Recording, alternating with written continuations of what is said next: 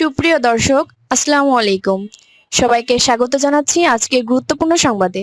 প্রথমেই জানিয়ে দিচ্ছি সংবাদ শিরোনাম, পরে বিস্তারিত। বাংলাদেশের রাজনীতি আবারও এক নতুন নাটকীয় মোড় নিয়েছে। একদিকে ফাঁসির দাবি, অন্যদিকে দেশ ছাড়ার হুমকি। রাজনৈতিক অঙ্গন কাঁপছে বিস্ফোরক বক্তব্যে। আজকের বিশেষ সংবাদে জানাব, জিএম কাদেরকে ফাঁসিতে না ঝোলালে ডক্টর ইউনূসকে দেশ ছাড়া করার হুঁশিয়ারি সোহেল তাজের। এছাড়াও থাকছে ভিপি নূরের ওপর হামলার তদন্ত কমিশন, আদালত কক্ষে সাংবাদিককে মারধর, আর সিআইডি পুলিশের বিরুদ্ধে ইয়াবা দিয়ে ফাঁসানোর অভিযোগ। চলুন শুরু করি বিস্তারিত।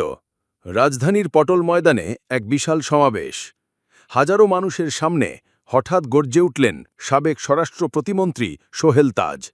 তার কণ্ঠে বজ্রপাতের মতো ঘোষণা, যদি জিএম কাদেরকে অবিলম্বে ফাঁসিতে ঝোলানো না হয়, তাহলে দেশের প্রধান উপদেষ্টা ডক্টর মোহাম্মদ ইউনূসকে আমি নিজ হাতে দেশ থেকে বের করে দেব। বক্তব্য শোনার পর মুহূর্তেই জনতা স্তব্ধ। মিডিয়া, রাজনীতি, সাধারণ মানুষ সবাই চমকে উঠে। সোহেল তাজ আরও অভিযোগ করেন, জিএম কাদের নাকি বিদেশি শক্তির সঙ্গে আঁতাত করছেন, দেশে নাশকতার পরিকল্পনা করছেন, এমনকি সেনাবাহিনীর ভেতর বিভক্তি তৈরির চেষ্টা করছেন। যদিও এসব অভিযোগের প্রমাণ এখনও প্রকাশ হয়নি, তবে সোহেল তাজ দাবি করেছেন তার হাতে রয়েছে অডিও, ভিডিও সহ অগণিত প্রমাণ। সবচেয়ে আলোচিত অংশ, ডক্টর ইউনূসকে সরাসরি হুমকি, যদি জিএম কাদেরের বিচার না হয়, তাহলে আমি ইউনূসকে ক্ষমতা থেকে টেনে নামাব। এই মাটিতে বিদেশি দালালি চলবে না। রাজনীতির অঙ্গনে শোরগোল। অনেকে বলছেন এটি সরকারের বৈধতাকে সরাসরি প্রশ্নবিদ্ধ করছে। বিএনপির মহাসচিব মির্জা ফখরুল ইসলাম আলমগীর বলেন, একজন সাবেক মন্ত্রী প্রকাশ্যে ফাঁসি দাবি করছে, হুমকি দিচ্ছে। এটাই প্রমাণ করে আওয়ামী লীগ পুরোপুরি ভেঙে পড়েছে।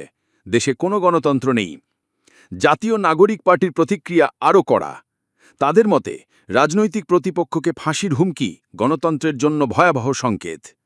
রাজনৈতিক বিশ্লেষকরা বলছেন, শেখ হাসিনার দেশত্যাগের পর আওয়ামী লীগকে পুনর্গঠনের প্রচেষ্টা চলছে, কিন্তু এ ধরনের উগ্র ঘোষণা দলের ভেতরে নতুন বিভাজন সৃষ্টি করতে পারে। সবচেয়ে রহস্যজনক বিষয়, দেশের সেনাপ্রধান এখনও কোনো মন্তব্য করেননি। অতীতে প্রতিটি সংকটেই সেনাবাহিনীর অবস্থান ছিল স্পষ্ট, কিন্তু এবার নীরবতা।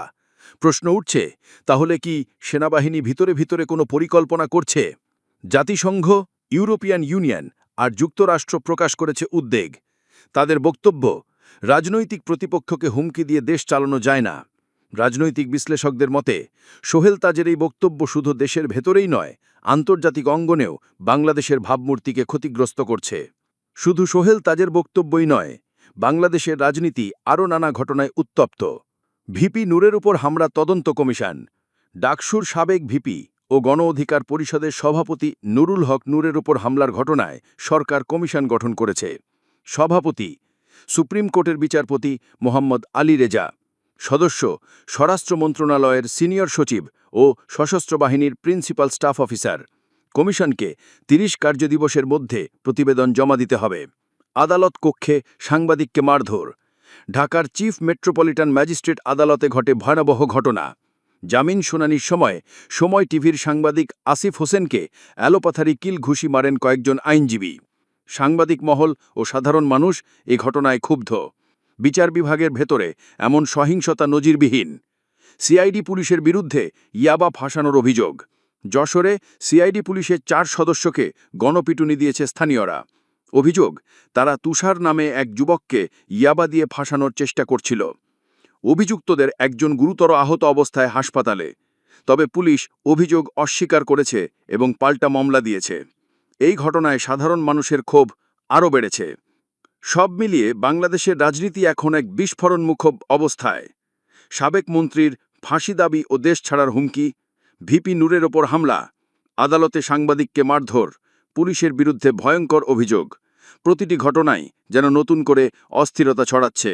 বিশেষজ্ঞরা বলছেন, দেশ এক ভয়ঙ্কর রাজনৈতিক সংকটের দিকে ধাবিত হচ্ছে।